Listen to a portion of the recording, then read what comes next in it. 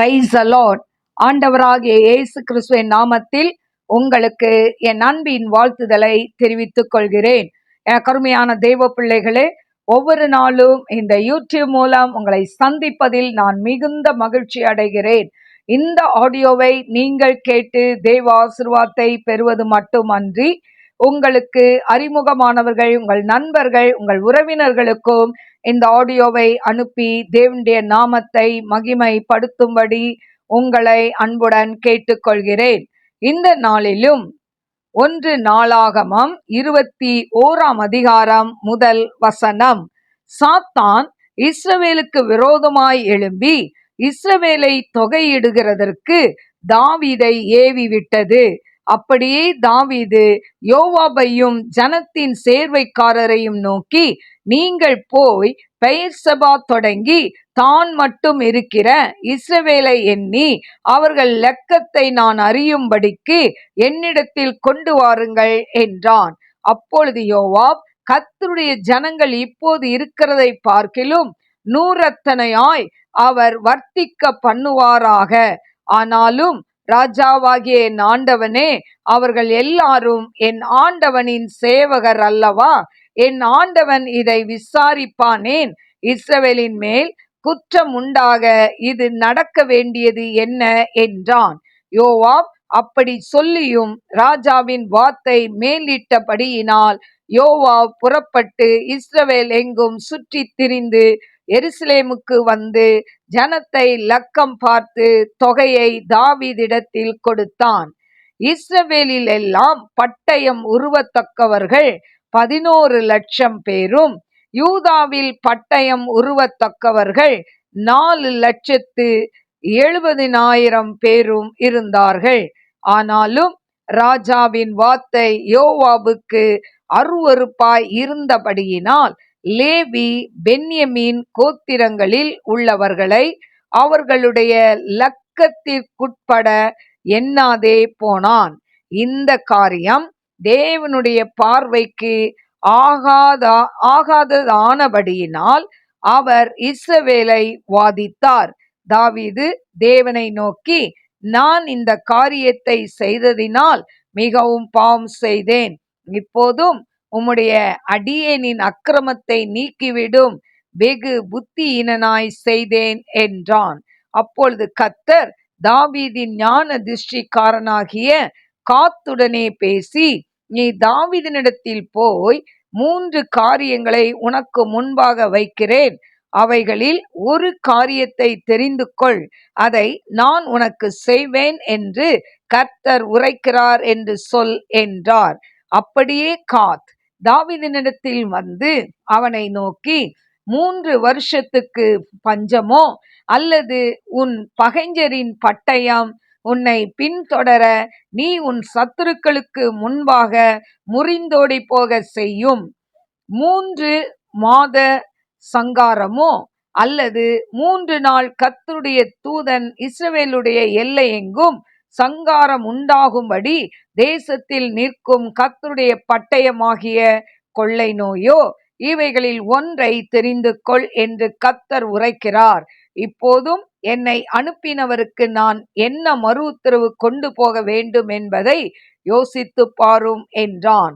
அப்பொழுது தாவீது காத்தை நோக்கி, கொடிய இடுக்கண்ணில் அகப்பட்டிருக்கிறேன். இப்போது நான் கர்த்தருடைய கையிலே விழுவேனாக.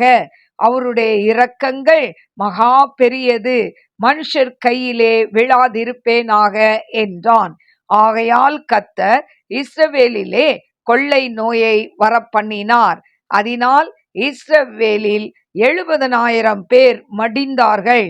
எருசலேமையும் அழிக்க தேவன் ஒரு தூதனை அனுப்பினார்.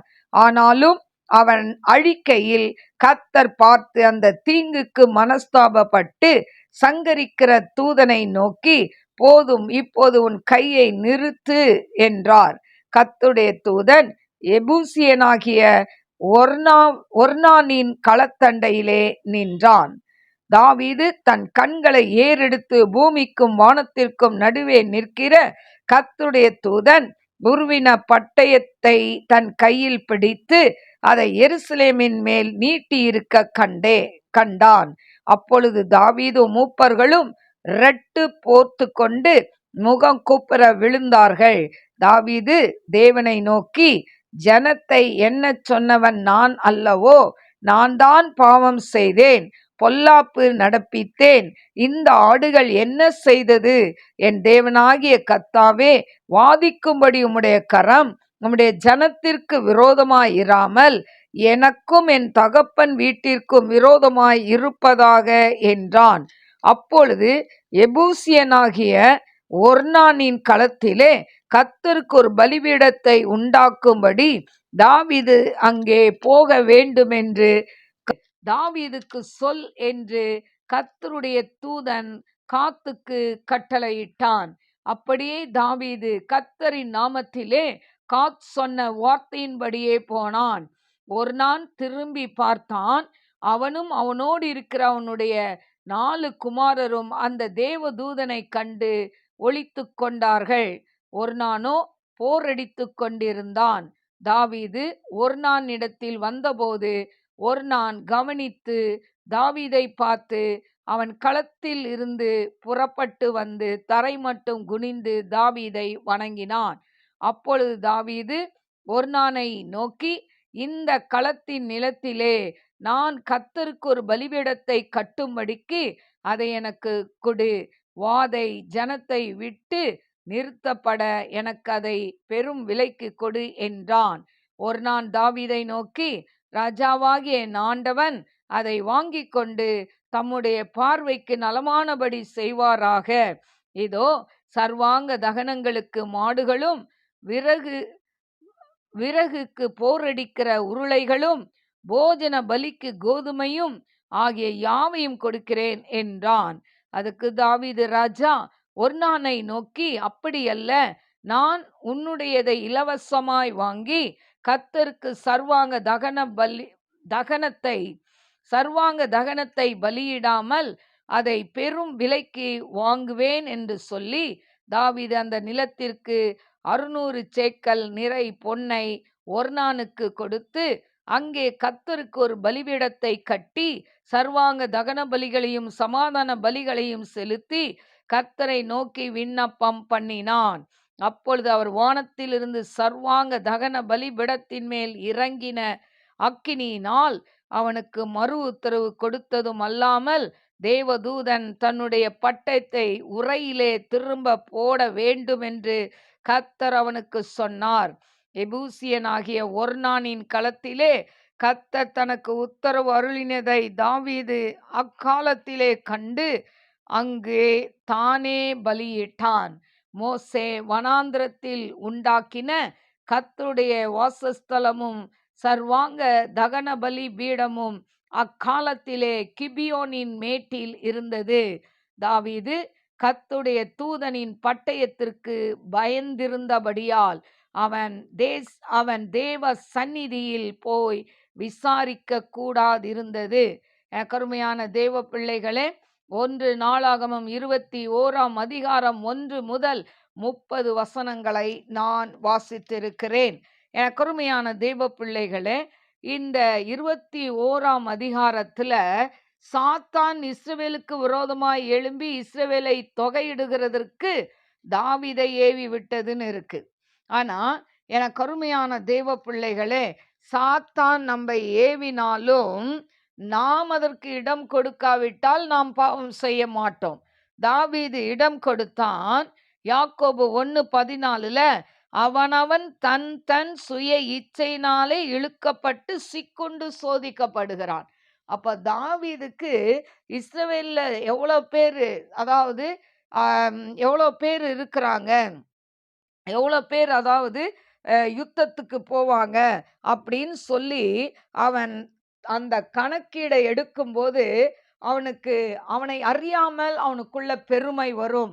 அதனால தான் ஆண்டவர் அவனுடைய கணிப்பு சரியில்லை, அவனுடைய உள்நோக்கம் சரியில்லைன்றதுக்காக ஆண்டவர் கோபப்பட்டார் என்று அந்த இடத்துல சொல்லப்பட்டிருக்கிறது.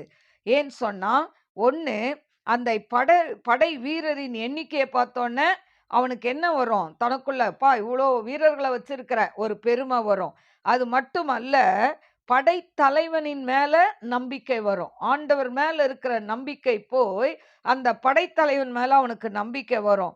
அதனால தான் அப்படி வரக்கூடாது என்பதற்காக தான் இந்த தொகை இந்த கணக்கிடுறத ஆண்டவர் தொகையிடக்கூடாதுன்னு அவர் யோவாப் மூலமாய் சொல்கிறதை நாம் பார்க்கிறோம். ஆனாலும் யார் சொன்னாலும் கேட்காம இந்த தாவீது என்ன பண்றான்? அவன் தன் மனம் இஷ்டப்படி நினைத்தபடி எல்லாரையும் தொகை பார்க்குறான். தொகை பார்த்த முடிச்ச உடனே வந்து சொல்றாங்க, இவ்வளோ ஆட்கள் இருக்கிறாங்கன்னு சொல்லும்போது அவனுடைய இருதயம் வாதிக்கப்பட்டதாம். ஐயோ, நான் என்ன பண்ணிட்டேன், தப்பு பண்ணிட்டேனே அப்படின்னு சொல்லி அவன் என்ன பண்றான்? அதாவது இந்த காரியம் தேவனுடைய பார்வைக்கு ஆகாதானபடியால் அவர் இஸ்ரவேலை வாதித்தார். இப்ப இஸ்ரவேல் ஜனங்கள் வாதை அனுபவித்த உடனே தாவீது உடனே ஆண்டவரை பார்த்து சொல்றான், தேவனை நோக்கி, நான் இந்த காரியத்தை செய்ததினால் மிகவும் பாவம் செய்தேன். இப்போது உம்முடைய அடியானின் அக்கிரமத்தை நீக்கிவிடும், வெகு புத்தியினாய் செய்தேன் என்றான். ஆண்டவர்ட்ட உடனே என்ன பண்றான்? மன்னிப்பு கேட்கிறான். மன்னிப்பு கேட்ட உடனே ஆண்டவர் தாவீதிடத்துல ஒரு தீர்க்கதரிசி, காத் என்னும் தீர்க்கதரிசியை அனுப்புறார். இந்த காத்து தீர்க்கதரிசி கிட்ட 3 காரியத்தை சொல்லி அனுப்புறார். அதாவது இந்த 3 காரியத்துல எது வேணும் உனக்கு சொல் அப்படின்னு சொல்லி அந்த காத் தீர்க்கதரிசி தாவீதினிடத்துல வந்து கேட்கிறார். 3 வருஷம் நாட்டுல பஞ்சம் வேணுமா? அப்படி இல்லைன்னா, அதாவது உன்னுடைய பகைஞர், உன்னுடைய எதிரிகளுடைய பட்டயம் உன்னை பின்தொடர்ந்து வர வேணுமா? அதாவது அவங்களுக்கு முன்னால நீ முறிந்து ஓடி போக வேண்டுமா அப்படின்னு கேட்கிறாரு. இல்லைன்னா 3 அதாவது 3 மாத சங்காரமோ அல்லது 3 நாள் கர்த்தருடைய தூதன் இஸ்ரவேலுடைய எல்லை எங்கும் சங்காரம் உண்டாகும்படி தேசத்தில் நிற்கும் கர்த்தருடைய பட்டயமாகிய கொள்ளை நோயோ என்ன வேணும்? அப்ப கொள்ளை நோய் வேணுமா? இல்ல பஞ்சம் வேணுமா? இல்லைன்னா சத்துருக்களுக்கு முன்னால நீ முறிஞ்சி ஓடணுமா? இல்லைன்னா உனக்கு அதாவது கொள்ளை நோய் வேணுமா? இப்ப 3 சொல்லிட்டாரு காத்து தீர்க்கதரிசி. 3ல எது வந்தாலும் நாட்டுல அழிவு தான். ஜனங்கள் வாதிக்கப்படுவார்கள். அதனால இந்த தாவீது யோசித்து காத்துக்கிட்ட சொல்றான், நான் கொடிய இடுக்கண்ல அகப்பட்டு கொண்டு இருக்கிறேன். அதனால நான் இப்போ ஆண்டவருடைய கையில விழுந்துடுறேன், கர்த்தருடைய மனுஷனுடைய கையில விழாதிருப்பேனாக அப்படின்னு சொல்றான். எனக்கு அருமையான தேவ பிள்ளைகளே, அதனால ஆண்டவருடைய கரத்துல விழுந்துட்டதுனால ஆண்டவர் பார்க்கிறாரு, 3 நாள் கொள்ளை நோயை கொடுத்துட்றாரு. ஆனா இந்த கொள்ளை நோயில பாருங்க 70,000 பேர் இறந்து போகிறார்கள் என்று சொல்லப்பட்டிருக்கிறது. எனக்கு அருமையான தேவ பிள்ளைகளே, அப்போ இந்த 70,000 பேர் இறந்ததற்கு தாவீது காரணமா அப்படின்னு தெரியாது. ஆனாலும் ஒரு ஒரு தலைவன் பாவத்துல விழும் பொழுது அந்த பின்னால இருக்கிற எல்லாருமே பாதிக்கப்படுவாங்க. இப்போ தலைவனான தாவீது பாவத்தை செய்ததுனால பின்னால பயங்கரமான காரியங்கள், விளைவுகள் வந்ததை நாம் பார்க்கிறோம். இதை குறித்து 2 சாமுவேல் 24:17 சொல்லப்பட்டிருக்கிறதை நாம் பார்க்கிறோம். அடுத்தது 1 நாளாகமம் 21:16 இப்போ தூதர்கள் என்ன பண்றாங்க? கையில வாளை வைத்துக்கொண்டு அவங்க என்ன பண்றாங்க? சண்டை போடுறாங்க. இப்போ ஓர்னான் என்பவரது நிலத்துல என்ன பண்றாங்க? இங்க வந்து அவங்க பலி செலுத்தணும்னு சொல்லி தாவீது கேட்க வரான். ஆனா பிற்காலத்துல சாலமோனால அதே ஓர்னான் களத்துல அது தேவாலயம் கட்டப்பட்டது என்று சொல்லப்படுகிறது. இது 8 ஏக்கர் பரப்பளவு கொண்டது என்று சொல்லப்படுகிறது. அதுல போரடிக்கும் களம் என்று ஒன்று இருக்கு. முழு நிலத்தினுடைய விலை எவ்வளோன்னா 600 சேக்கல் பொன் என்று. அப்புறம் அதுல இருந்த களம், மாடுகள், மற்ற பொருட்கள் விலை 50 சேக்கல் வெள்ளி என்றும் நமக்கு குறிப்பிடப்படுகிறது. 2 சாமுவேல் 24:24 இதை குறித்து நாம் பார்க்கலாம். அதே போல ஒர்னான் என்பவரை அர்வானா என்று 2 சாமுவேல் 24ஆம் அதிகாரம் 16லேருந்து 24ல குறிப்பிடப்படுகிறது. ஒர்னானுக்கு இன்னொரு பேர் என்ன? அர்வானா. எனக்கு அருமையான தேவ பிள்ளைகளே, இப்போ போய் அவன்கிட்ட அந்த லேண்டை கேட்டான். எனக்கு பலி செலுத்தணும் ஆண்டவருக்கு, அந்த லேண்ட் எனக்கு வேணும் அப்படின்னு சொன்ன உடனே இந்த அர்வானா, அதாவது ஒர்னான் என்பவன் அதை அவன் என்ன பண்றான்? தாவீதுக்கு கொடுக்கிறதை பார்க்கிறோம். இப்போ கொடுத்த உடனே அவன் பலி செலுத்தும் போது வானத்திலிருந்து அக்கினி வந்து அதையெல்லாம் என்ன பண்ணிச்சான்? அந்த பலிகளை பட்சித்து போட்டது என்று சொல்லி நாம் பார்க்கிறோம் 21, 26ல. எனக்கு அருமையான தேவ பிள்ளைகளே, இப்போ 21, 29லேருந்து 30 வரைக்கும் பார்த்தீங்கன்னா, இந்த ஆசரிப்பு கூடாரத்தை பற்றி 1 சாமுவேல் 7:1ல சொல்லப்பட்டிருக்கிறதை நாம் பார்க்கிறோம். அவசரமாக பலியிட விரும்பியதால கிபியோன் வரை செல்வதற்கு தாவீது பயப்பட்டான் என்று சொல்லப்பட்டிருக்கிறது. எனக்கு அருமையான தேவ பிள்ளைகளே, இந்த நாளிலும் தாவீதிடத்துல நிறைய நல்ல குணங்கள் இருந்தது. தவறு செய்யும்போது நான் தான் பாவி, நான் தான் தப்பு செய்தேன், இந்த ஆடுகள் என்ன செஞ்சது அப்படின்னு கேட்கக்கூடிய ஒரு மனப்பக்குவம் அவனுக்குள்ள இருந்தது.